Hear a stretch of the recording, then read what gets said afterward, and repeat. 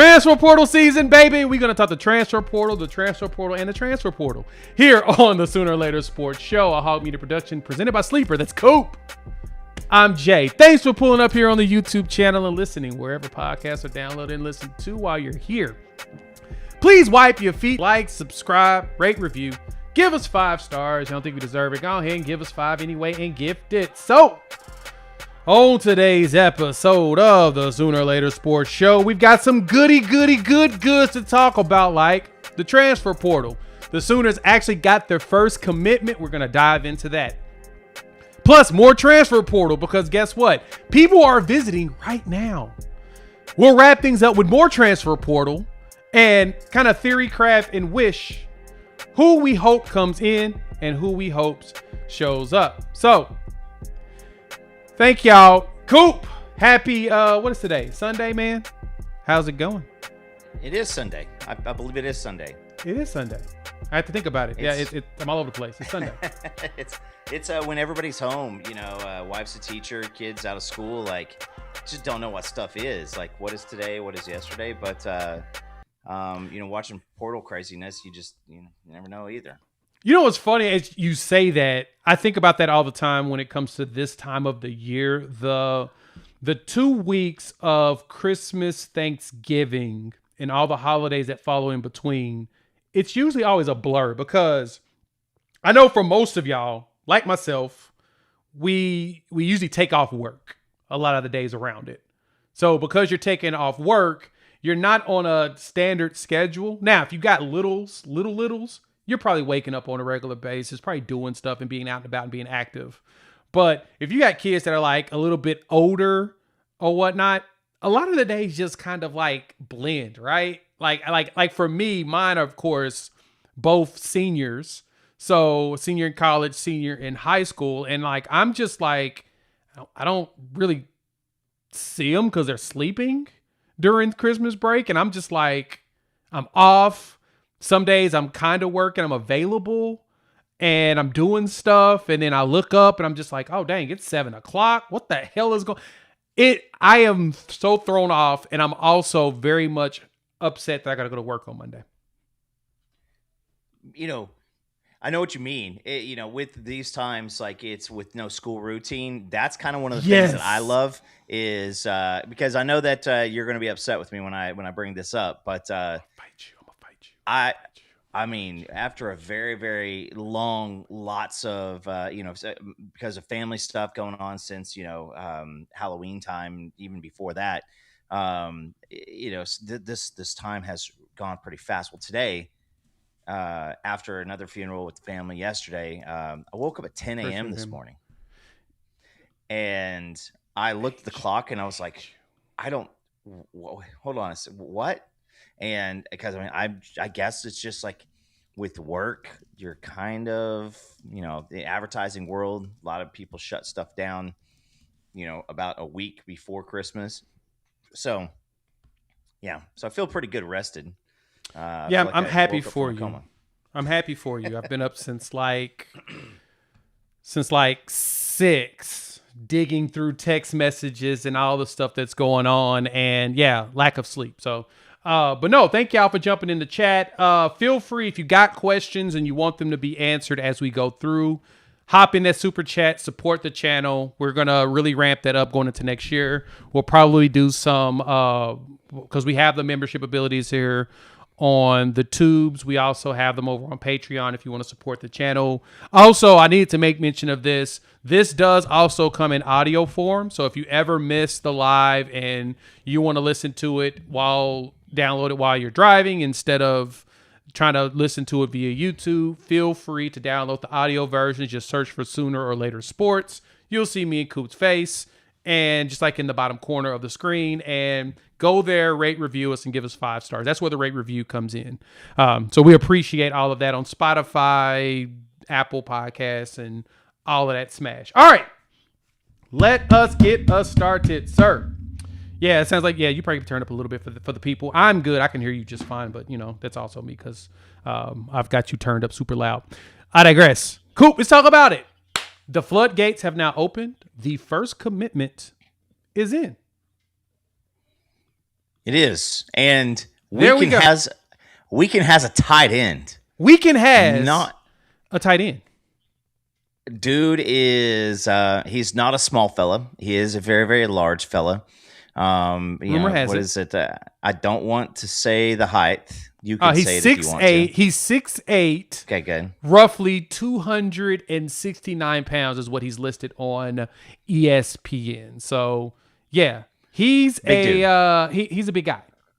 He's a big guy. Yeah, and yeah. So I mean, if you get that type of guy, now he's a tight end, so A legit tight end too. He's healthy. I've seen him actually, play tight end. So this is good. This is good because we have. The moment that I heard the whispers that this was going to be happening, I sent Gabe Eichert a message and I was like, "Hey, I think that you're going to enjoy watching tight end performances again." And then when he committed, I was like, "All right, start watching your film because we got to get it in the weeds for this." But we need a few more of these guys. But the guy out of Texas, so obviously good connections. Yes.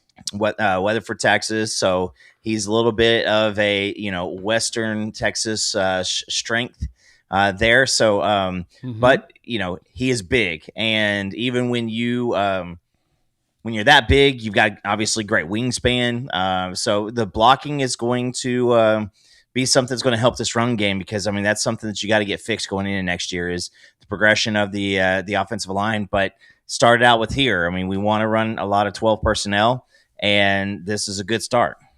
Yeah, for the uninitiated, Weatherford, Texas is just outside of Fort Worth. I think roughly about 20 to 30 minutes. It's probably similar to being out in probably like more McKinney to Dallas ish. So, but it is going West Texas, but this now brings him closer to home. He'll be a senior. He only has 1 year left of eligibility. He has played in 33 consecutive starts at Florida. Yeah. If there's one thing that gets me excited about that is the fact that the dude's durable. Yeah. He gonna show up to work. Right? You know what I'm saying? Like that's kind of something that we like hearing is a dude's able to show up to his job. He's going to be healthy. Well, he should be, knock on wood, but he's played 33 straight. And no, the numbers themselves aren't just eye-popping. And this is the reason why. And I wanted to make sure for the uninitiated on here to explain. If you ever watch Billy Napier's offense at Florida, I was talking to my guy that covers the Florida Gators, and he said, yeah, his numbers ain't a reflection of his ability. It's more so the reflection of the way the offense was ran. And if y'all watch Florida, you should understand, right? Over the last few years in the Billy Napier era, ain't really on Hayden. Now, he wasn't perfect. I mean, his grades are okay. But I do think that he contributes to what we're trying to do overall, right? Like there's no reason for us to be upset. His receiving grades are fine. And he does a really good job of getting open. He doesn't do a whole bunch of drops. He's not a yak monster, which we'll talk about what that means in a minute. But for the most part, our dude is a guy that can catch and he can block. So he gives you a combination of both. Something that we felt like we haven't had in a while, right? Yeah, and he led, in all the receiving categories. He led this year. He led last year in 24. And then he was right. I mean, he was the second leading, receiving yardage guy at tight end in 2023. So, I mean, obviously, that's more of an offense thing.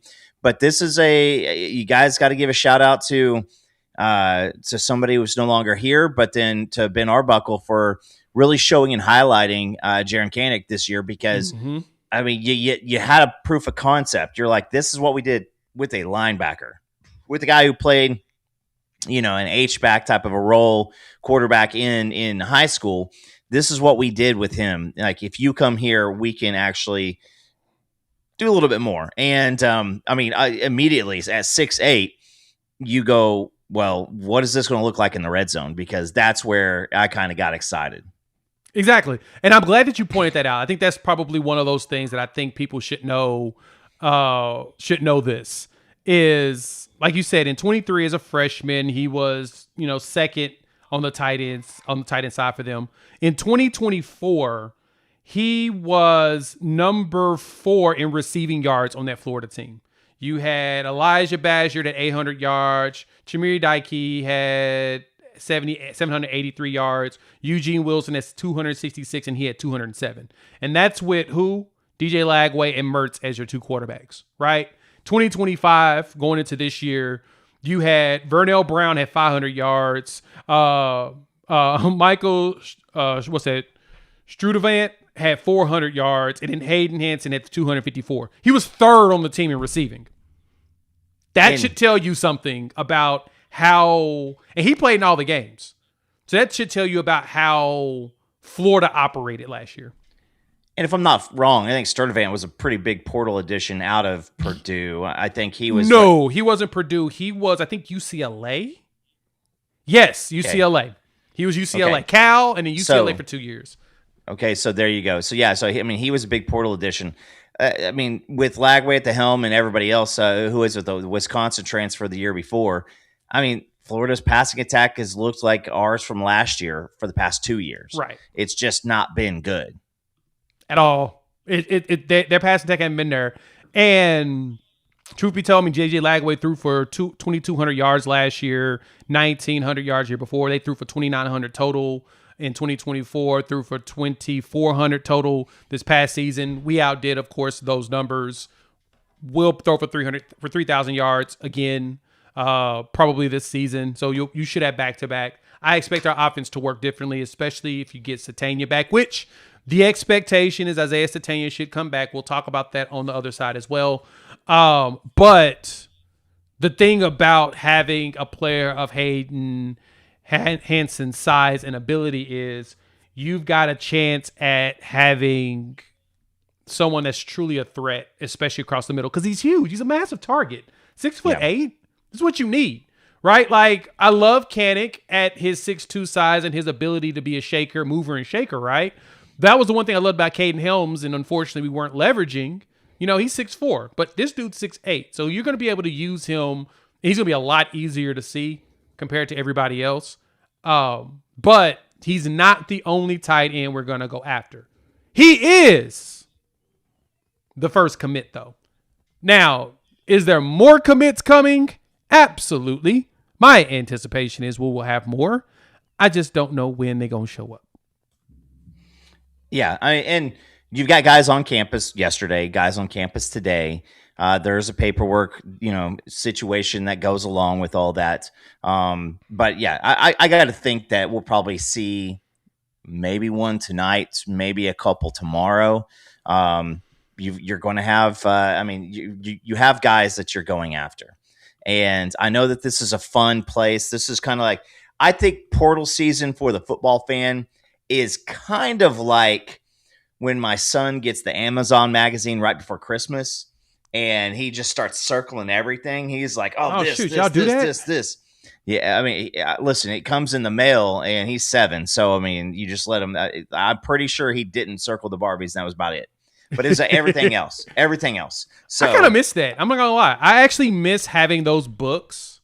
The Sears calendar, the Sears and the JCPenney catalogs. Bro, do you know how much stuff I used to circle and go through with those? I actually miss those a bunch because you can go through and kind of visualize what you want. Now I just go on the Best Buy app and really pick a lot of stuff. Speaking of wishes, we're going to talk about y'all's favorite topic. We're going to talk about all these potential players that's been pulling up and showing up here for portal season. Before we do that, shout out to our partners here at Sleeper. Make a couple picks. As y'all know, they are the presenting sponsor of the channel, and they have been taking care of us, and they want to take care of you. Use our promo code UNFAIR. They're going to match your first deposit at 100% up to $100. Plus, they'll give you $20 just for checking them out. No deposit needed. So all you got to do is pick 2 or more players, pick more or less on the stats, and you'll be in the game. Even better, they've got, like, the way the app actually works, they've got all kinds of highlights and stuff you can watch from the games. You can keep up with some of your top players. You keep up with your fantasy players. You can keep up with all of that stuff right there in the app. And so if I make some picks, of course, I'm picking Shai Gilgeous-Alexander, which that game is coming up in a bit. Give me that NBA action. They've got a boost going on that one. Take advantage of that. Give me a little bit of Kentavious Caldwell-Pope. and I'm going to take a little bit of Luka Doncic to add with some NFL picks I'm going to make. So again, you pick 2 or more players, more or less on the stats, you're in the game. Use our promo code UNFAIR. They will match you at 100% up to $100. So take care of your people. Just test it out for $10. If you like it, you probably can win some money. Show me how smart you are. Terms and conditions apply. See Sleepers terms of use for details. Thank y'all for pulling up. Hit that like button. If you're new to the channel, subscribe. If you're listening to the audio version, which is available on Apple Podcasts, Spotify, you can find us on Amazon's podcast stuff, everywhere. Rate us, review us, give us 5 stars. Coop, we talked about it a minute ago. A lot of people are talking about it in the comment section. There's a lot of conversations being asked. We are wondering this. First and foremost, I'm going to tell y'all now, I am very confident Isaiah Satani is coming back. I've been confident he's going to come back for a while. I've been operating in the mindset that he is coming back. Well, Oklahoma's also got a lot of visitors going on right now. One that I would think that is very important and very relevant to what we were talking about just a minute ago is that Rocky Beers, the brother of Reagan Beers, who plays basketball for OU Women's Hoops, he was in town for that game, and he is doing a visit. I had someone ask on X, as well as in the comment section of the video I did when Hayden committed. They say, hey, will this hinder that possibility? Absolutely not. And I say that because I think we're going to take not 2, but 3 tight ends this cycle. There is a possibility we will go after 3 players. We will pay them, and because the thing, remember this, Hayden's only got 1 year. Yeah. We may look, and if I'm correct, Rocky Beers only has 1 year. So there's a good chance you're going to try to get at least 1 more that can stick around with your young pups that's got experience, plus get you 1 more person. So keep that in mind as we talk about it. But Rocky Beers is in town. Coop, I think that he may end up staying for his final year at Oklahoma. Yeah. And I know it's a big joke in our founders podcast, but he is related to Reagan, who is on the girls basketball team, the women's basketball team. She's a stud, still best player on the team. So obviously he knows what the campus is going to look like. He knows all the stuff that he's going to need to. So I think that, and I bring this up a lot, just watching the Broncos trying to close out, get the number 1 seed. So pretty happy about that. Boo. Yep. But watching this, Sean Payton does his methodology of, I'm going to put more weapons on the field than you can defend. Also, with what we saw this year, Brent Venables is okay with going with an efficient offense out there, but your defense is still going to be the winner. So I'll say this for everybody. A lot of folks wanted Cam Coleman. A lot of people want, some of these TJ Moores and stuff like that. But I think that the upgrade that we're going to see at receiver, I think the progression with the offensive line, Brent Venables wants to make this offense better and more reliable, but don't get it twisted. We're not going back to Lincoln Riley days on offense. So we're going to go out and we're going to upgrade a lot of these offensive pieces. We're going to be able to hopefully run the ball better. And I saw it in the offensive line, same situation. The offensive line's got to get better. We got to get some more depth. We've got 4 starters that are probably slated, unless you get somebody that is an absolute stud at center to take over from Michaela. But I think that we're going to be happy with this, to be functional receivers, because you go back to like the 2000 year, you got, Curtis Fagan, Damian Mackey, Antoine Savage, Woolfolk. You've got an absolutely, legitimate receiving room, but nobody's really that number 1 star wide receiver. I think some of the guys that we're going to end up getting are all going to be, in that Satania level. And if you got more of those, that's good. We had a lot of guys who, were in and out. Yeah, we did. And that's something that, if you guys checked out any of the videos I've made over the last couple of days, I made videos specifically around what our roster looks like as far as who's there and what's available. So I'm going to actually find the most recent screenshot I took, and I'll add that picture up here so that we can kind of talk through it. Because what we know here is that, and this is what I'm seeing in the comments section right now. A lot of you have asked this. We need offensive linemen. Coop kind of addressed that, but I want to shed a little bit of additional light on that. I would like all of you to know and understand this one thing. The portal opened on Friday. We are 2 days in. What you see is not all of what's going to be in the portal done. People are now, more players are entering the portal. Like there's one player that we were looking at. It was a Santana Alo Tuatopola over at Georgia Tech. He played at IMG. He plays center at Georgia Tech. He played at IMG with David Stone and Jaden Jackson. Jaden Jackson actually tweeted at him whenever he saw him hit the portal. Yep. That's a center that I expect us to pick up the phone and make a call at. But I say that because you're seeing the Ohio State linemen hit the portal right now. You're seeing Alabama linemen hit the portal right now. Guys that are former 4s and 5 stars. You're seeing some of the Penn State guys now slowly starting to trickle out finally, even though you would have thought they would have left when James Franklin left. Some of them are coming in. My point is, you're just now starting to see the lion's share of the better talent that you all want start to hit the portal now.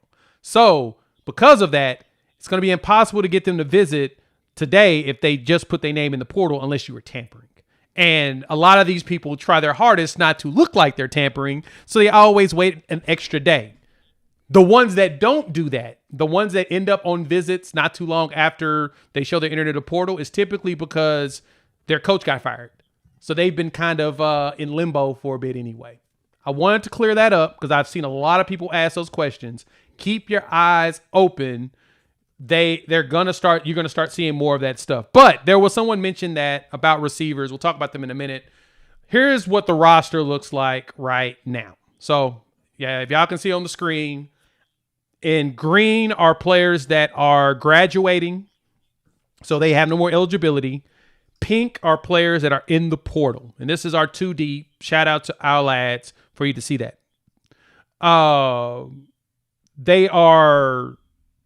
This is what we look like right now. So this is the first set as far as the 3 deep goes. Coop, when you look at this, you kind of recognize that, we got a lot of players that are still floating around that we should be good. Like offensive line wise, I actually have another one that actually shows what the actual roster looks like, and I'll post that in a second. But these are the players that are gone and what we're probably going to go after. So if you noticed, we ain't got no tight ends. Mainly because Trinae Washington is your redshirt freshman, and then you're bringing in 2 more in Ryder Mix and Tyler Ruxer. Now, if I'm correct, Ryder Mix tore his ACL at the end of the season last year. One of them got hurt. Yeah, I can't remember. Yeah, I think it was Mix. But so because of that, he's not going to be ready for next season. He's out. So you got Trinae Washington, you've got Tyler Ruxer, and then you've got Kay McIntyre still here, and so is John Locke. Now you got Hayden Hansen. You're going to probably go get some more. Most likely at that position because you kind of need it. Yeah. And, Trinae Washington, that's an absolute, he's a stud athlete. He is an athlete. Where's he going to end up? Is it going to be defensive end? Is it going to be tight end? From the offensive line, I mean, yeah, you've got Fasusi. You know that as a player, as if you're wanting a big left tackle, there's a lot of guys that are hitting the portal, and people are like, "Oh my God, he was an X 4-star or X 5-star." Mm-hmm. I mean, news flash for everybody. That don't mean shit. Keelan Keeley, top 5 player. He hasn't done anything.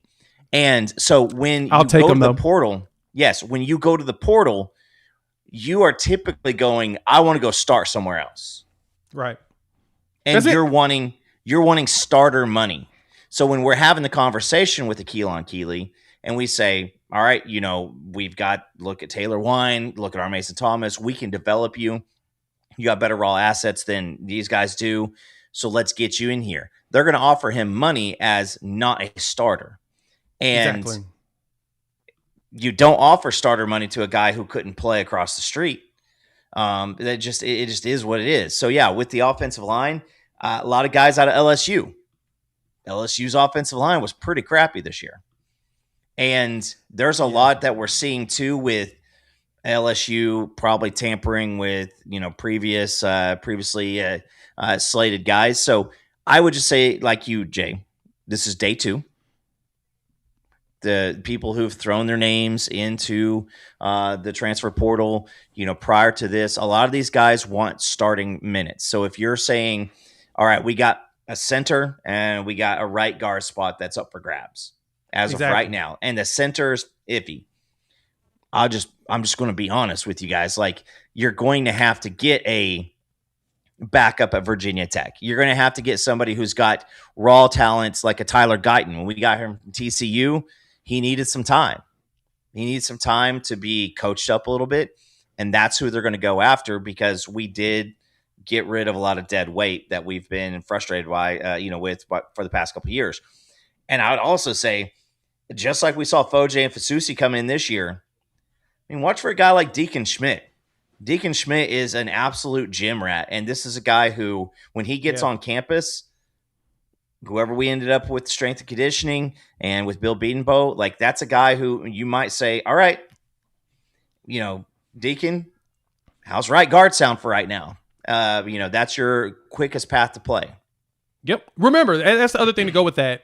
And I see this comment, and Michael, I want to address you because I want this is more of a, people aren't realizing timelines.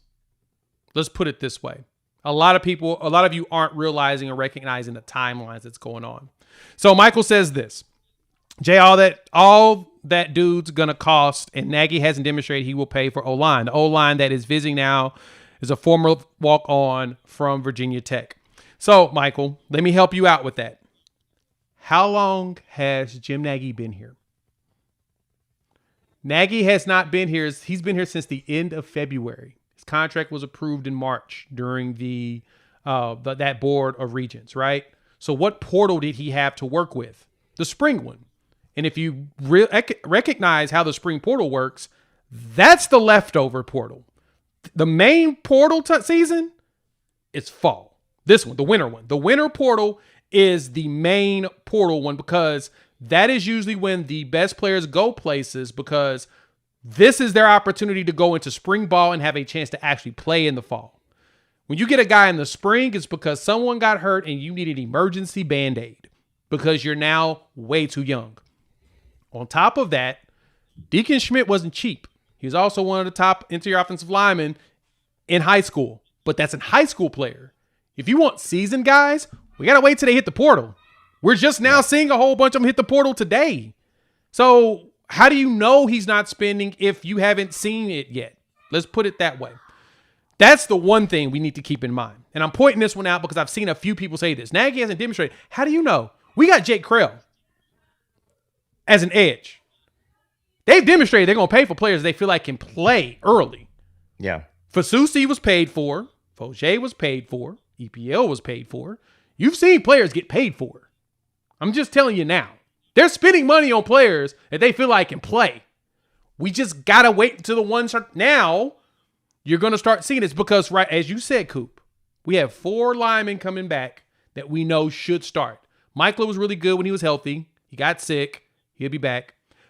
David Stone, the entire defensive line is back. Everybody on the defense, for the most part, they can come back. It sounds like Kip Lewis is back. He's paid for. Should be excited David about Stone. that. David Stone just re-signed. Jaden Jackson. Like, you're going to start seeing a lot of these players and stuff. Now, we don't do that announcements like everybody else. You know what I'm saying? Now, let's see who pops up in the portal that we truly can go after, that we feel like can compete for the starting job, but also be okay with not starting. This is the last thing I want to point out. And I think this is the one thing I hope a lot of people just understand. And this is no attack on any of you, but I want you guys to think about it this way. Like I said, I provide the information. You do whatever you want to. If you think I'm wrong, that is just fine. But I'm going to provide you with the info. If you got 4 players that are starting that you know are going to start, it's kind of hard to get former starters from other schools with years of experience to come in if they don't feel like they got a chance of beating those dudes out. Seriously, not all these players are looking for competition. I've seen some players that we have actually gone after not pick Oklahoma because they weren't going to get a chance to start. They knew it. But if I go to this other school, which is a little bit weaker, they're going to start day one. So I ask you, what player do you want to put on the bench? Are you benching Fogier? Are you benching Fasusi? Are you benching EPL? Are you benching Michaela? If you tell me the player that you plan on benching, then feel free to tell me what player you want. I have no problem with hearing you at that point, but you've got to tell me a player that you plan on benching. My rant is now over. And I would have to say this. Texas Tech, Sooner Cowboys, you said it perfectly. Texas Tech has gone out and spent money. So you've got 22 starters. You need about 50 players on your team. And look at the Kansas City Chiefs right now. If all your money is in a few different players, then you need to just hit home runs on absolutely everybody else. And that's where Texas Tech, I mean, we knew when we were watching BYU, that team was not very good. If you caught our show, the last one we did, neither Jay and I really fully believed in Texas Tech. They go out and score 0 against Oregon. Don't think Oregon's defense is really stellar. Indiana has a situation where they're going to get Josh Hoover, which he's thrown for a lot of yards. I do believe that. But he's being guaranteed a starting spot on a team that's still in the football playoff. They also got a wide receiver. Let's just hold off in a second. I say hold off because we are also re-signing 5-star defensive tackles, playoff team linebackers. Let's go ahead and put this on there real quick. Here you go. David Stone has re-signed with the Sooners and will return in 2026. Sooner born, Sooner bred. When I die, I'll be Sooner dead. Y'all told me we broke. I promise you, Miami threw north of $2 million at him. Buddy, there was so many teams that were throwing money at David Stone. I know for a fact they were on the background tampering. Be what it be. That's what it is. Now, on top of that, now let's leave off of this conversation, Coop. Visitors. There are more visitors that are happening that are coming up. So, Lloyd Avant, the running back at Colorado State. Let me explain this one. Talked about this in another video. I had a lot of people give me I got a lot of venom when I talked about him. He comes in with 2 things that he can provide for you. One, he did play for Kevin Wilson at Tulsa. So Kevin Wilson has a really good idea, work ethic, if he's going to come in and grind. He's a good returner. We don't return kicks very much. And the only punt returner we had was Satania. And when he was good, he was awesome. Except for that one time he fumbled. And all y'all hated him after that. But then he did it again against Alabama. And he actually ran it far. And everybody was excited. So we kind of like, we were mixed emotions there. Avant's going to be a really good return guy and give you another supplemental back to go behind. Torrey Blaylock, Xavier Robinson, Jonathan Haddon, who y'all know I am high on. Zephyr Walker. He probably will outbeat the Zephyr as he needs to get a little bit bigger. But he gives you an additional component. Let me add to that, though. Wide receiver. So, Hayden Hanson's your tight end. I'm thinking Rocky Beers joins. Right now, Trell Harris, wide receiver out of Virginia. What was Trell Harris's statistics? Let me pull those up. He, at Virginia, as a wide receiver, which is reported he's in town now, 59 catches, 847 yards, 5 touchdowns. He's here, visiting. And it sounds like we have a very good chance of sealing the deal because you bring back Satania. You'll have him. That's another veteran wide receiver. One player I like. A lot of y'all don't, but I really like. Parker Livingstone. Coop, I'm a fan. 6'4" dude that does a great job of just getting open. Former Texas wide receiver. He went to Indiana this weekend. Everybody's talking about Indiana in the portal. Everybody's talking about Indiana. How did you have this great haul? They got Nick Marsh from Michigan State. Makes sense. They've seen him. Parker Livingstone went up there. Livingstone is on his way to Oklahoma now. He did not stay. Based upon their message boards, they didn't close it. He's on his way here. It's Does that mean that we're not trying? Are y'all telling me we aren't trying? If someone can tell me we're not trying, please just tell me. Because it sounds like he's coming, and it sounds like we actually have a chance.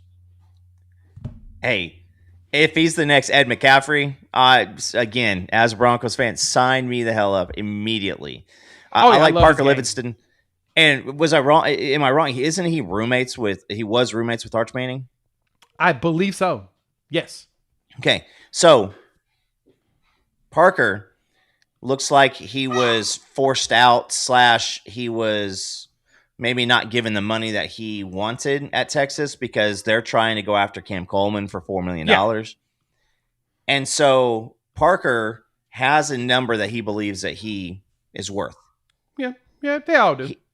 He also almost came to OU, and then now he is coming this way. He's got revenge on the mind. He wants to put it to Texas. If it was just about the dollar figure, he wouldn't have left Indiana at all. So I think him, Trell Harris. I think that you also have the Richardson kid. I'm gonna talk about him in just a second, but yes, okay, yes, and so we are trying. Now, I wish I had better, groundbreaking news about the offensive line side of, because again, we need a center. We need a right guard or two. We need a couple of swing type guys, because I love Deacon Schmidt. Deacon Schmidt's one of my favorite recruits in this 26 class. I don't want to have to rely on another freshman being inserted into a spot this next year. I want somebody with some experience. That you're going to have to be okay with getting a Bucklinko type of a player. You're going to have to be okay with getting the terrible right tackle out of Michigan State, from 2 years ago. You're going to have to get a couple of those guys for depth because they are depth. They're depth guys. So here's that's Trell Harris, who is supposedly coming to visit. Been seeing that flying across the socials over the last few hours. Here's one there, right? You got him. I like the numbers. I'm actually very much impressed with his game. I watched a lot of Virginia ball, mainly because Chandler Morris was there, and I was really curious at how he was going to do in the ACC. And I watched that Virginia Duke game. I went back and rewatched it. And so people are saying in the comment section is that he's in Norman now. 59 catches, 847 yards, 5 touchdowns. Y'all like that, right? 6 foot, 200 pounder, knows how to get open. He does a great job of just getting open, period. So that's one play. And now somebody said, like that, they're saying in the comment section, he's here. That's all that matters. I'll talk about Elijah Thomas in just a minute. Just remember, he is a true freshman, and there's a reason why typically true freshmen don't play, but I'll explain in a second. Outside of him, Parker, 6'4" freshman. He was really good as a freshman, redshirt freshman. 6'4", 191, 29 catches, 516 yards, 6 touchdowns. Dude just found ways to get open when they gave him the ball. And I think that we could do a better job of leveraging 6'4", roughly 200 pounds here. That's the reason why I am excited about the idea of him.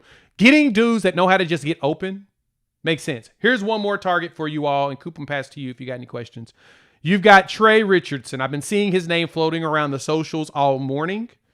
46 receptions, 806 yards, 7 touchdowns from Vandy.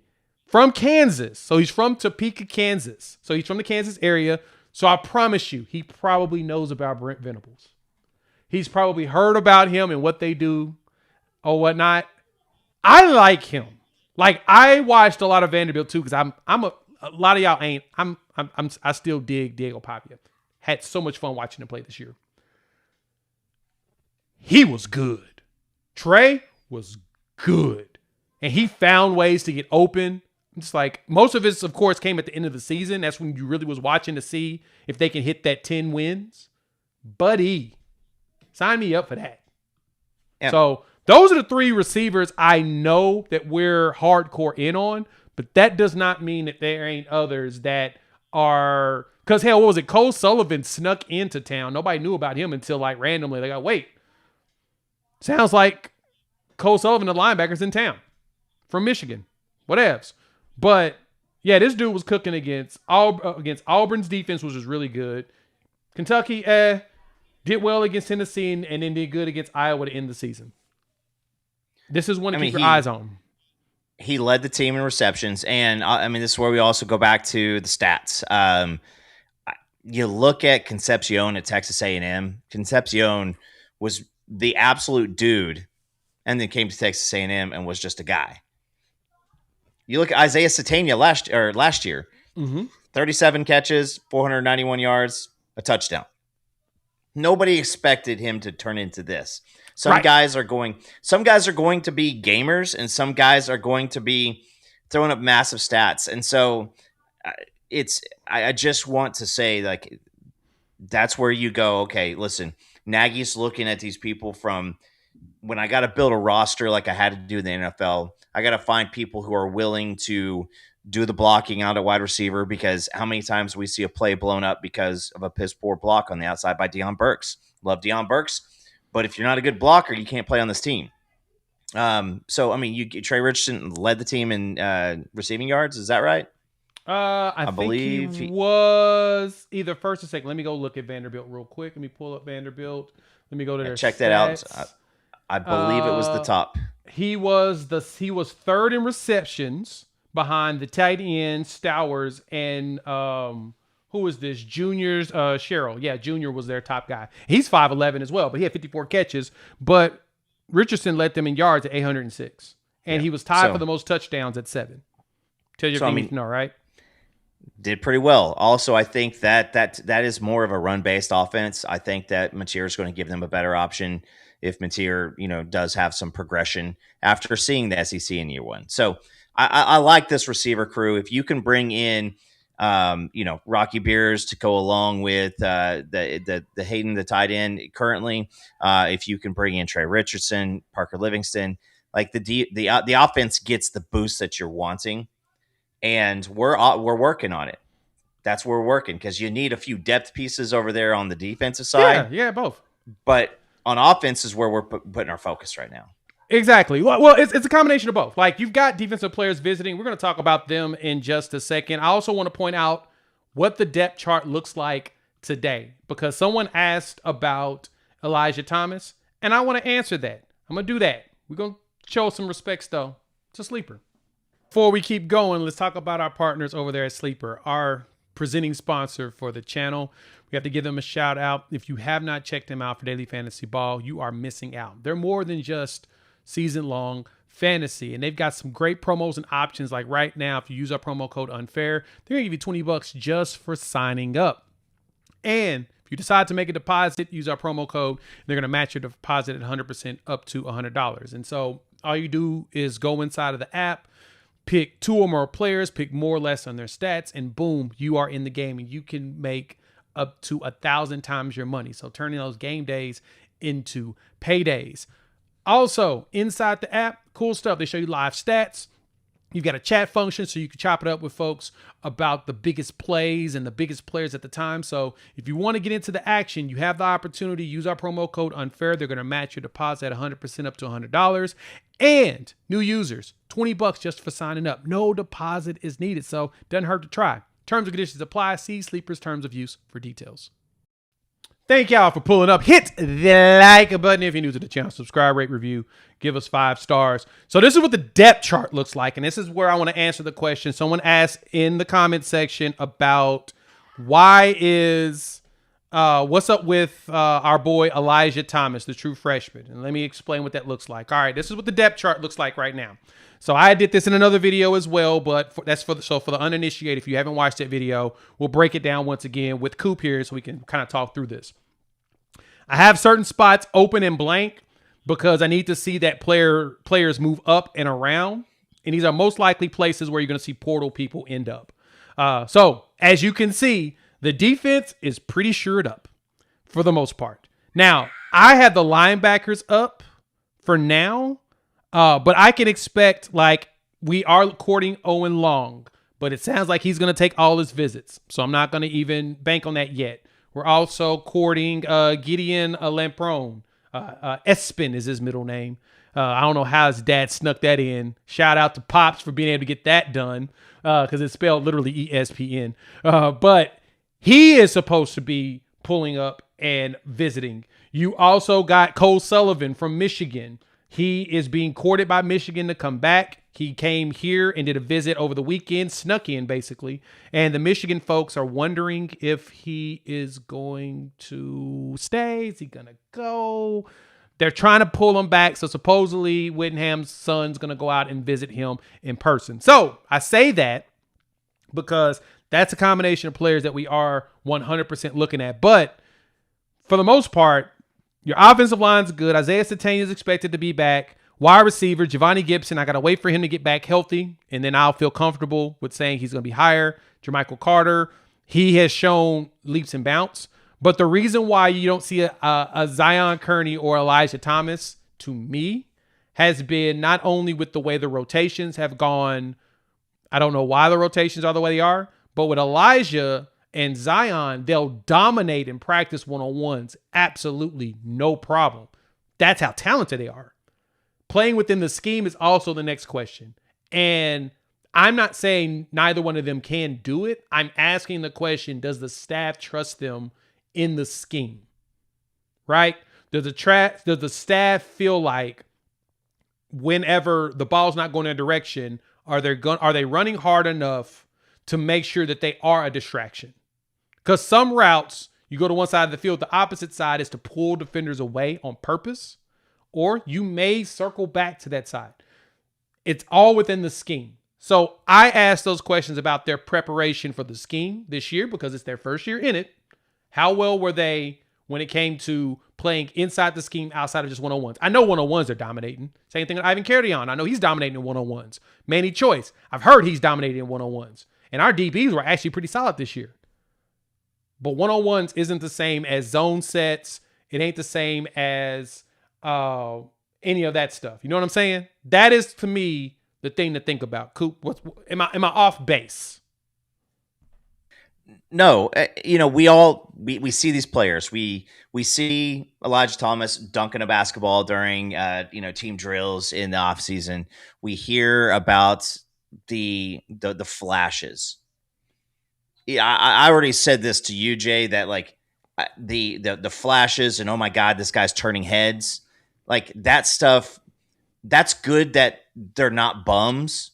And I think sometimes when you talk about a wide receiver like Elijah Thomas, sometimes it's to motivate him. Hey, we're seeing what you're doing. We want you to keep progressing. Sometimes it's to talk about the guys behind him and saying, hey, I see this dude's balling out here. You guys need to show me something too. Right. Elijah Thomas is an absolute, freak athlete. He's learning the position, and he has won by his athleticism up to this point. Mm-hmm. So I think that guys like Zion Kearney, Elijah Thomas, these are going to be guys that you want to develop and get better. You really do. The whole team wants them. All the fan bases want them. Same thing with Carry On. You want these guys to get better. Yep. That's it. I will say this. I will say this. Do we think Taylor Wine got a raise after the season? Do we think David Stone got a raise after the season? Like some of these guys are getting massive raises, and right now we are not going after and praying to God that we can find a difference maker on the defensive line. We're not. We're looking for somebody with depth. We're looking for a little something back there on that side. But I got a lot of trust in what Chavis and Bates are doing right now. Mm-hmm. And there's a lot of people who are looking for that next dude at defensive tackle. And we're sitting here with, 2 day one draft picks ready to go. And Trent Wilson got a lot of good reviews and was getting some playing snaps. So I feel really, really good. And that's where I talk about this in the portal is when you're going after a wide receiver, Concepcion, I was wrong. Concepcion had, doubled his numbers from NC State. Yeah, he was really good. Jay. Yeah. But Jay, hold on a second.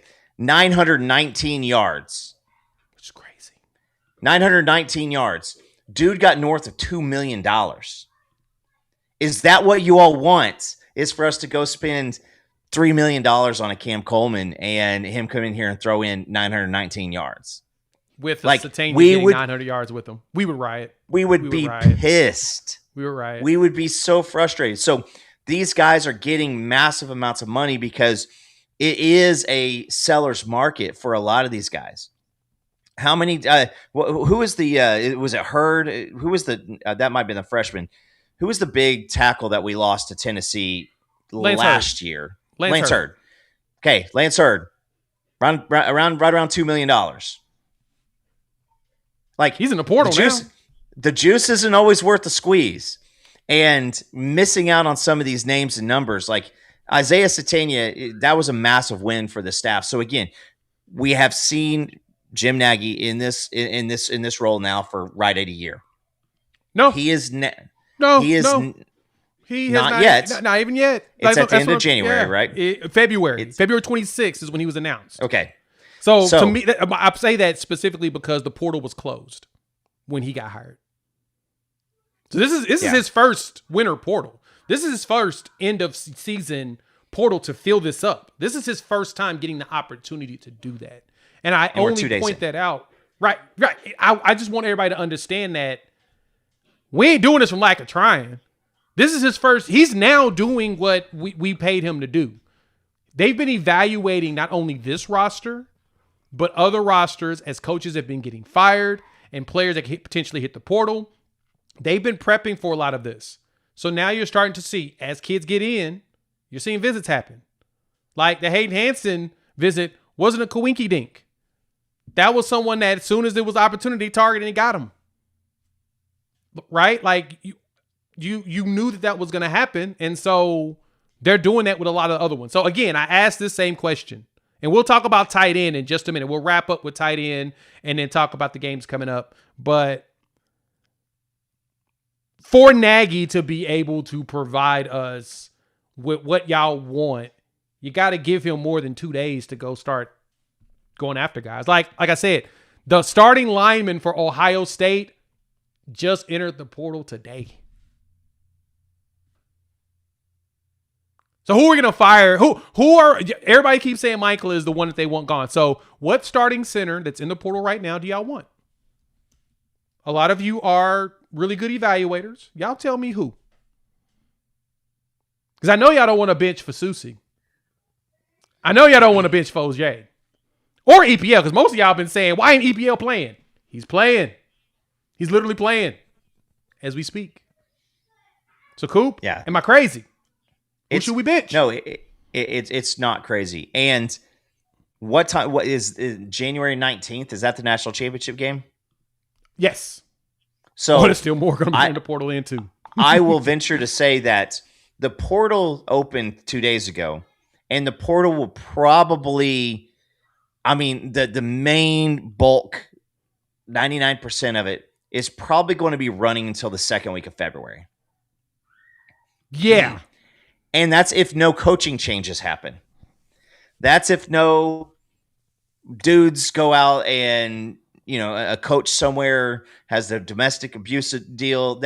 Literally the portal is going to be going again for another month and a half. So we're going to see guys hitting. You're going to have the conversation. David Stone just re-signed. That news just broke while we're on air. So that means that is now done. So there are still people in other teams having conversations, having the NIL conversations. And yes, it's hard. But we're saying hurts. if you're seeing Indiana sign a quarterback, Indiana, it's very well known that Indiana is going to need a quarterback, and they're in the playoffs. Yeah. And that's why they're getting that quarterback. Nick Marsh wanted to go to Indiana. That was a situation that's there. The Clemson players, Jay. Let's talk about the Clemson players. They had players. They did. Clemson's offense against great teams disappeared. I like TJ Moore. I like Brian Wesco. But let's pump the brakes because there's a lot of whispers, a lot of rumors, people tweeting at people. They're trying to get people. They're hearing the stuff too, and they're trying to get people out there. But they just hired a new offensive coordinator, which I think is a terrible hire, in Chad Morris, hasn't called plays in 4 years or whatever. They're going to have conversations, but they're not re-signed. Until they're re-signed, the Clemson board's posting, hey guys, watch out. People are looking at these folks. Exactly. I don't think that people should get too jacked up about getting Clemson players, because I promise you, people that Brent Venables had a relationship with, it's draft time for them. Yeah, we're kind of It's been a while, and a lot of them as don't bad even as know they who Brent played, Venables is. And as bad as they were this past season, do y'all want any of those dudes? Like, for real? I mean, give me some depth. Like, there's certain players I do want, but I'm truly curious. Like, are there any particular players y'all actually want? Because they weren't very good this past season. And we also see a lot, and I think one of the things with the dopamine comment again, which is so spot on. It's 100%. You see a lot of guys going from Iowa State to Penn State, from Penn State to Virginia Tech, from Ole Miss to LSU. Like that's going to happen too. You're going to see a lot of these players out there moving around, following their coaches, and anybody who is. I just bring it back to LSU. LSU had probably worse offensive line than we did this year, and so they had like 3 or 4 different dudes hit the portal. You want to come here, learn under Bill B. Bone, and be a backup? Sure, that's great. If you want starter money based off of your recruiting ranking out of high school, miss me on that, because this is a show me state. You're going to have to. Here's a fun exercise. Here's a fun exercise. This is what we're going to do. I'm going to go ahead. I'm going to pull up the transfer portal linemen that are available right now. And I want y'all to tell me who y'all want and who y'all plan on benching. We'll talk about that after we talk about the fact that now Joe John Finley did get fired. Coop, we didn't get to talk about this. Thank y'all for pulling up. Hit the like button if you're new to the channel. Subscribe, rate, review, give us 5 stars. If you listen to the audio version, you can find us on Spotify. You can find us on Apple Podcasts. Just search Sooner or Later Sports Show. Cool. Joe John Finley, the report came out earlier this week that he will not be retained. Now Oklahoma is in the market for a tight end coach. So thoughts on Joe John Finley no longer being here. You know, he's a former Sooner tight end. He is Sooner born, Sooner bred. When he die, he'll be Sooner dead. Loves the school. Just did not work out with his position. What do you think about that? I mean, outside of maybe firing Ted Roof, is this kind of like the coaching change that I've been through a lot of like, when are we firing this son of a bee? Like if somebody's not producing top tier talent, that's what we want. I think Joe John Finley, I'll go with, he was not a good coach, but I will also say, like, did we ever really get a chance to see? Because you had Mark Andrews. After Mark Andrews, you get Grant Calcaterra kind of come in through the same time frame as him, and he started, then he got the concussion issues. You had Stogner, same situation, starts looking like he's going to be somebody, and then he gets that hit. I can't remember. I want to say it was like Kansas State or TCU or something like the Baylor maybe. And then he gets the hit, the staph infection. He never can come back fully. And since then, the tight end room has just, you're running out Braden Willis out there, who is just full-on effort. Braden Willis, and Jared Gannick, like, those guys just tried their ass off. And since then, it's just been a health issue after health issue after health issue. Well, unfortunately, when you run a business, Jay, you can't have an employee on the books who just ain't doing anything. I've got sellers. You're sitting out there and you talk a great game and you land these massive sales appointments, but unless the cheddar starts coming through, a sales appointment had never made me money in my life. It's always been a close. And so he quit doing it. He quit doing anything. I think Jaron Kanik almost saved his job, potentially. So good. Wish him the best. Maybe he goes somewhere else, gets some tutelage and improves. But man, he's just not. I'm glad it's over. I'm glad it's over. Yeah, it just didn't work out. That's kind of one of those you chalk it up to the game. And someone asked the question, what's some of like the best players on the level of a Cam Coleman that we've gotten out of the portal? I mean, I think Dominic Williams was considered one of the better interior guys in the spring portal when we pulled him in. Kendall Daniels was really good, and he actually played very good as well for us. You brought in a Walter Rouse who ended up starting on the left side and held two guys up by himself for Dylan Gabriel to throw a game-winning touchdown. You had some players, right? Like, but the thing is, and I say this all the time, specifically and purposefully, Oklahoma likes their recruits. And they try to find ways to make sure they're playing their players. Because here's the thing, like with Indiana. Indiana just picked up Josh Hoover, senior quarterback from TCU. Didn't they just recruit a quarterback in high school? And this is the third straight transfer quarterback that they've had.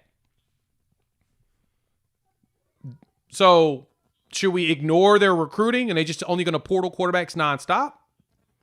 I mean, if y'all are okay with that, then I will totally jump on the bandwagon with you all that we should be doing that in the portal. But I never want to hear anybody talk about recruiting again. Ever. Not one word ever about recruiting. Yeah. That's what I ask. Like, and I am dead serious about that.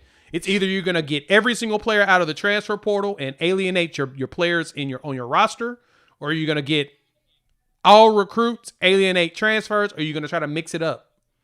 And that's what we do. We really like our recruits.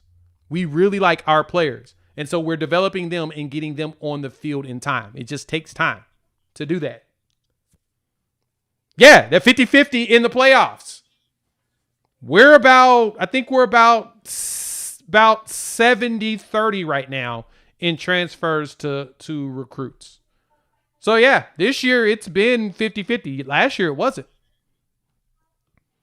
Oregon is very good at that, but they also lose a lot of players. They shuffle players out nonstop. So if you like teams that retain their players and focus on growing and building something bigger, we're on that side of the boat. Whereas a lot of other teams, like I said, Indiana lives in the portal right now. But I mean, they brought in all JMU players and then they supplemented what they needed. And that's the only reason why they're so high is because literally Cignetti brought all his dudes from JMU and he just started to supplement what he needed around those. So in theory, they're less than that when it comes to quote unquote transfers. If you talk about the players that Cignetti brought with him year one.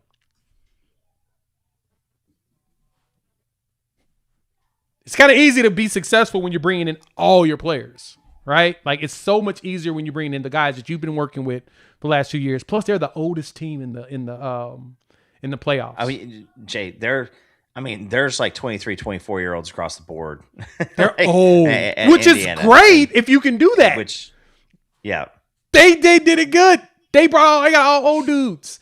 We don't. We actually like our recruits because a lot of you say you can't win out of just being in the portal. JMU's the only one that's been able to do it, / Indiana, because they just kept their own players and did a great job of retaining. And in time, you're going to have a whole bunch of old players and you're going to go forward. But I digress off of that.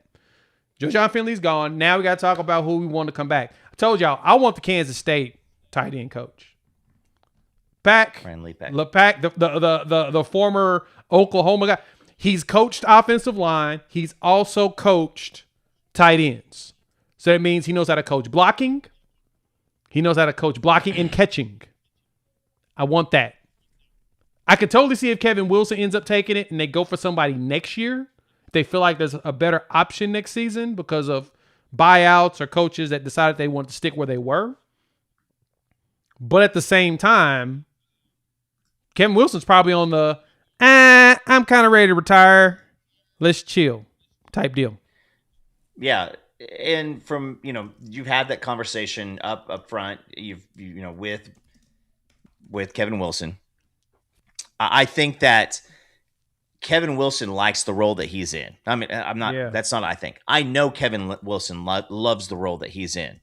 You get to do what you want to do as far as coach football, get in there and do stuff. It's kind of like my role, in Big Boy Job but I don't have to have the one-on-ones. he gets to help do some, if Lee Pack does come in, if it's Ellis, who I think could be my second, not Seth Luttrell. I hate you, Sooner Cowboys. But Wes May is the one that mentioned him first. We're gonna fight Wes May first. He's gonna knuckle up for that one. We're gonna Jack Johnson and Tom O'Leary with you on that one, buddy. That's a funny one. That's actually pretty funny. But yeah.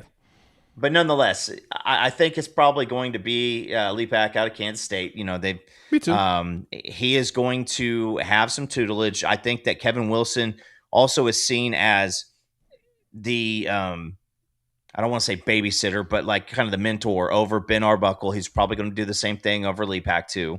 Lee Pack comes in, you get after it for a few years to where you take care of the tight end room. Big Bill wants to bounce. Now you can move Lee Pack up there if he's done a great job. So exactly.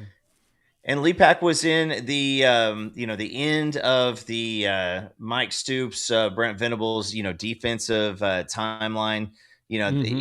This is a guy. I mean, at K-State, they can run the ball. They can run block. He's also probably got a few tight ends. Whoever it is, I think someone's probably going to have a few tight ends that are going to be able to say, "Hey, I might take a look at something else," and maybe we can bring in a couple more tight ends or offensive linemen. I'd like him to come and bring a tight end with him from Kansas State, but he probably won't be able to. He may make a deal to where he's not going to poach his kids, which I would not be upset with either. But he can start working in the portal and bringing somebody else in. Okay, let's transition this one, Coop.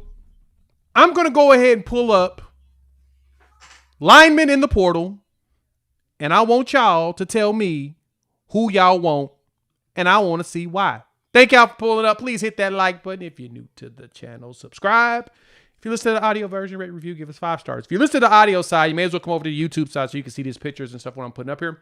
But these are the offensive linemen that's in the portal right now. Now, remember, so far in the top, the top 10, only 2 players have actually committed anywhere. Noah McKinney left Oklahoma State. Y'all ain't going to want him. Y'all would have complained. To TCU. And then Tulane's lineman. Y'all wouldn't have want him. He was at Tulane. That's a G5. We need better players. He committed to Houston and Willie Fritz. Guess he followed his old coach. These is what you're seeing right here. You got the freshman from LSU that ain't played. We don't know if he's got the skills or not because he ain't played. Lemon, that's actually pretty funny. That's a very good, funny one there. Baylor's lineman up there. I like Brock Riker. I like him a lot. Brock Riker at a Brock, Texas, at a Brock High School. That is a very fascinating combination there. Brock Riker went to Brock High School in Brock, Texas. That man owns the place. I want a dude that owns something. I would not mind him, but he went to Texas State. Unfortunately, Alabama and Florida are looking at him, but he went to Texas State. A lot of people would complain about that. So I think he's not available, right? He's not on the list that we're allowed to talk about. I'm not talking about all of you, the ones that know logic behind this. Y'all get me. I'm talking about those that keep saying, why are we going for these G5 guys? I'm just pointing out these are the ones that you can't go after. See, who is it that we actually are after? I do know that DeBose is another guy who freshman. big recruit, hit Alabama. They struggled on the offensive line. The guy thought that he was, he's right from there in Mobile. He hit the portal because they're gonna have a lot of openings on the offensive line, and he didn't think that he was going to get that job. So he going to win it. Out. That makes sense to me. Right. Like you look at this, like there's a lot of kids that in some situations most of the top ones are young players that you wonder if they played, except for like a Colton Price as well as Noah McKinney. I got to look up and see their actual statistics, but you ain't got a lot in the interior yet. Like here's one that I know that we could potentially go after. See, there's Troy Everett. Hey Troy, I miss you. Come back. Connor Stroh from Texas is gone to Kansas. So you missed out on that opportunity. I don't see the one player I'm hoping for because it looks like he hasn't officially entered the portal, which is the kid from Georgia Tech. He's not in there. But when you start looking through this list, though, I'm going to be honest, the pickings are slim. It's slim right now. And I see the Kern comment again. Texas's offensive line, LSU's offensive line, they were having the same conversations we were having as fans this year. The offensive line doesn't get any run push. The offensive line can't do this. At least our offensive line was good at pass blocking. Yeah, they were really good at that. LSU was not very good at that. Arch Manning, every time you watched Arch Manning, he was running. So, I mean, sometimes he's 315 and 6'5", it's very, very, very alluring. But a lot of these dudes, Jay, are going to be in the portal next year too. It's a good chance. There's a very good chance because they're going to come out of a job and be able to take it. Like Nito Omeo Zulu, we actually was courting him as a recruit. So I know that he could be one that we could go after, but these pickings are slim right now. So slim. So my point behind this little exercise, like I totally get the Curran, the freshman. He started 5 games. Their offensive line was not that great, but I think we could make him better. Sure, I'd be intrigued by him, but keep this in mind. It actually would be funny if he actually showed up for a visit too. Not going to lie. I think I would laugh. But the one thing I want y'all to keep in mind with this is we not done. Cool. Tell the people. 2 days. The portal, we only 2 days in. This portal about to continue to jump. It's going to be going for another 40 days at least. Yes. But hey, I mean, these guys weren't able to do anything. Fasusi played. I mean, once Fasusi, hit the field, he was on the field unless he was injured. Never came out. Yeah, never came out. These guys at Texas and these guys, I mean, watching some of this stuff to where on the Connor Stroh, I mean, he's not getting recruited by freaking Ohio State, Tennessee, Alabama. He went to Kansas. There was that Karis Curran, the kid that we talking about. He's the one with paperwork problems. LSU ain't put his paperwork in yet. Yes, and that's going to be a big tamper. There's a lot of that, and I've seen. I mean, fair Sooner Cowboy, fair. I don't even know if thin's the word. But I will say, there was an article mid-season. I want to say it was right around the OU game, to where they said basically at this point you just can't play Connor Stroh. Yeah, it's offensive line is so hard. We see 6'7", 6'8", 6'5". Who gives a damn? You see all these things. A lot of these guys aren't very good. They're not showing up in the top 15, recruits in the portal. A lot of these guys are not going to have it but they want bigger money because they have been told especially the offensive linemen, tackles, they've been told for quite a long time, you're special, you're worth all this money. The representation is saying you're worth all this money. And so they're going to come over here and say, what did you do? Well, you didn't play very good in your opportunities last year. Now you want starter money here. Tell me why. Yes, Welding Man. I said it. I was trying to avoid it, but I said it. You did say it.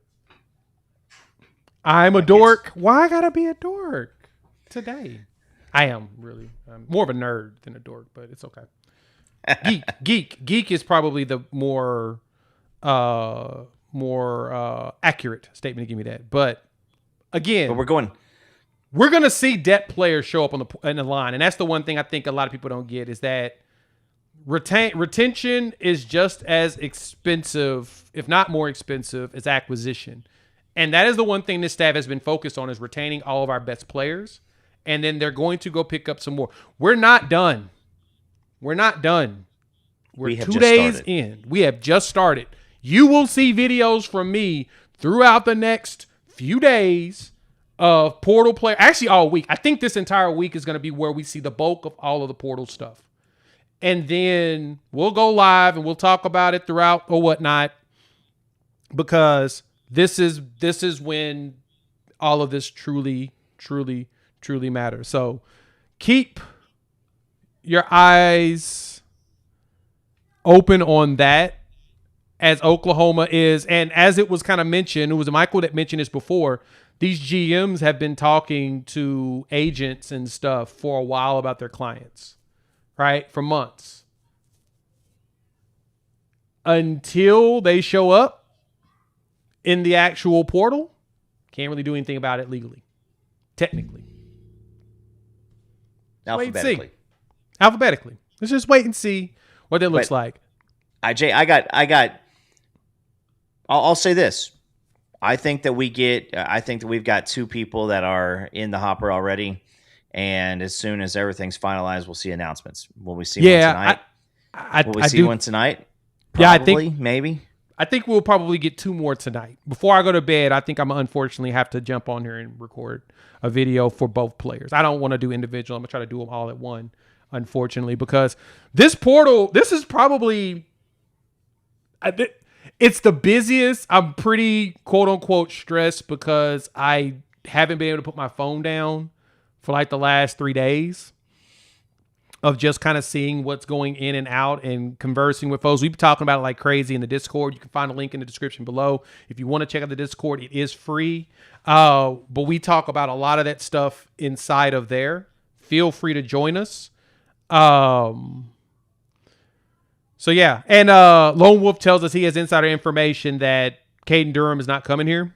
So I don't know. I think that our running back room is going to be fine once we just add some more depth pieces. We need depth running backs who can actually compete and play. This portal, man, is fun. This is the best one. I'm just tired. It's because it's going to be done by next Saturday. Well, yes, the bulk will be done by next Saturday.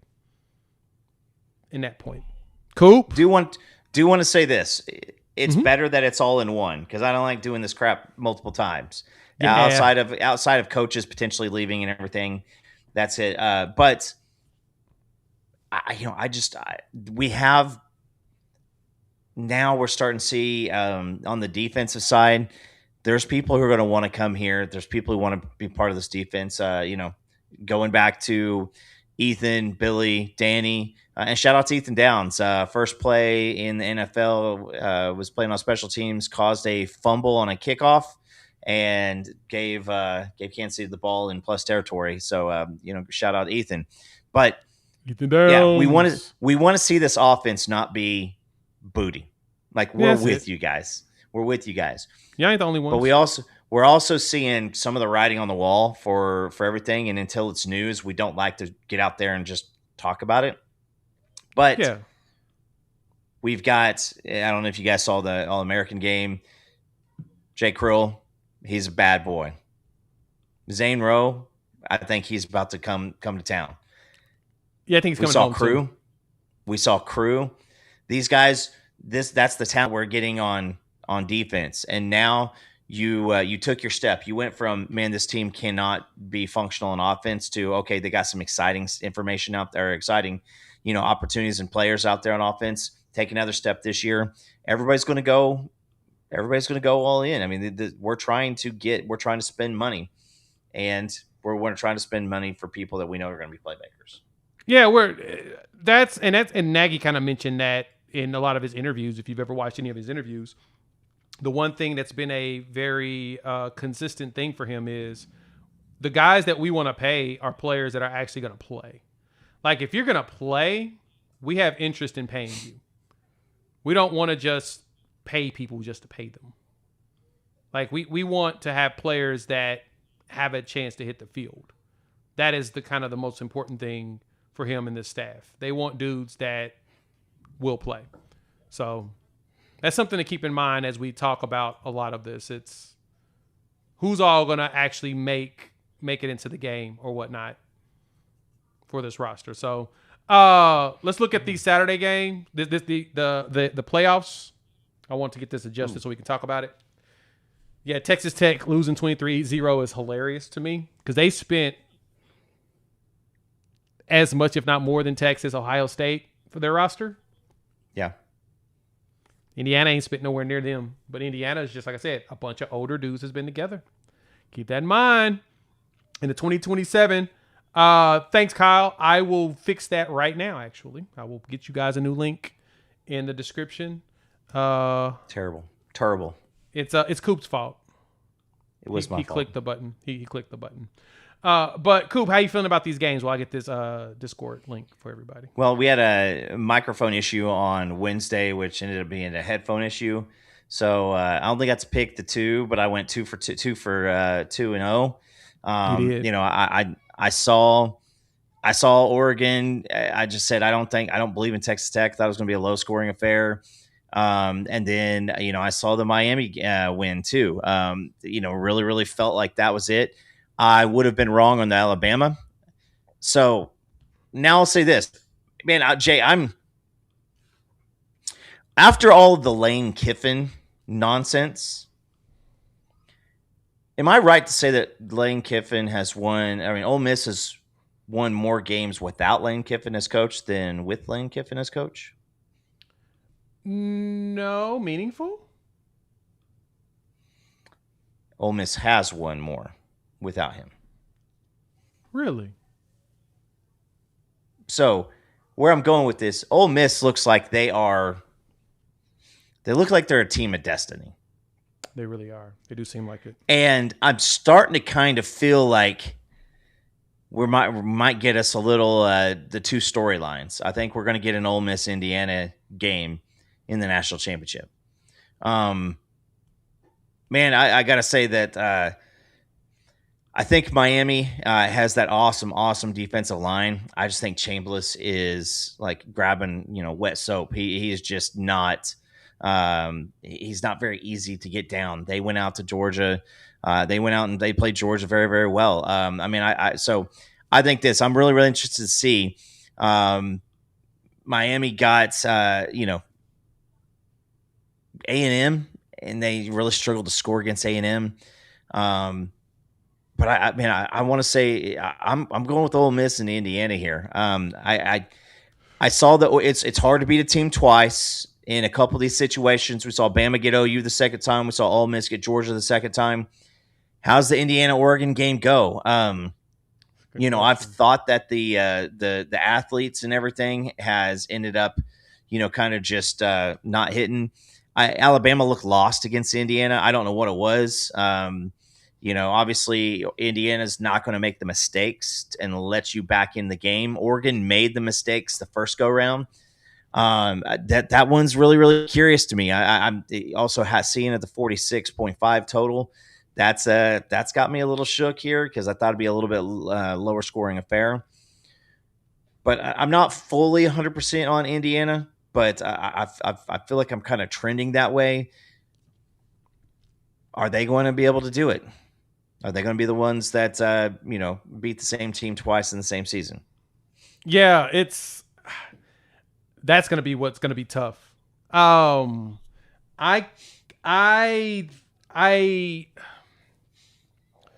lean Indiana because it's in Atlanta at the Peach Bowl. Closer travel for them in comparison. But I would not be surprised if Oregon pulled that out. But I think Indiana's just so physical and disciplined. I think Miami beats Ole Miss. I think that their interior is just that good. I think they're going to muscle Ole Miss in that game. I think Miami's, unfortunately, with Meyer Cristobal and them and Carson Beck, will make it because of veteran presence to the national championship. And they're probably going to end up playing Oregon. And then if Miami wins it, God help us. It's going to be wild. Just know that. I mean, I'll just say, I fear for all the cocaine in Florida if Miami makes it to the national championship because Irvin's going to be on the prowl. And I mean, shout out to Michael Irvin. I mean, you get it. It's been a long time since he's been able to be happy. Cocaine on the prowl. Since he's going to be happy. I'm done. I think we're done there. I think we should go ahead and just end it there. This man just talked about this man on his on that stuff, and yeah, that's wow, Coop. Wow. You seen Michael Irvin? I don't think that he's all jacked up on Mountain Dew. I'm just saying. I mean, Chip, he might be jacked up on Mountain Dew at this point. He looks slim and all of that stuff. All right. Well, I'm done. All right. Thank y'all for pulling up.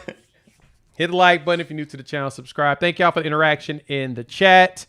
If insert smoke crack with me, bold. Done with you, Topher. Kick him. You gotta go. Love y'all. We'll be back Sunday. Prayfully, we'll get more commitments over the next few days, hours. I'm expecting some more to show up. So when they do, we're gonna talk about it. We're gonna argue with y'all about who we like, who we don't like, and all of that stuff. So hit that subscribe button and make sure you hit the bell notification so you don't miss any of the content. Plus, shout out our partners over there at Sleeper, man. Go check them out. Drop $10 in there. Use our promo code UNFAIR. They'll match you. And that'll show them that y'all love the channel and y'all love that they're willing to support us so that we can chase this dream. We'll see you all soon. And have a great Monday morning of work because it's going to suck for all of us. Peace. Yeah.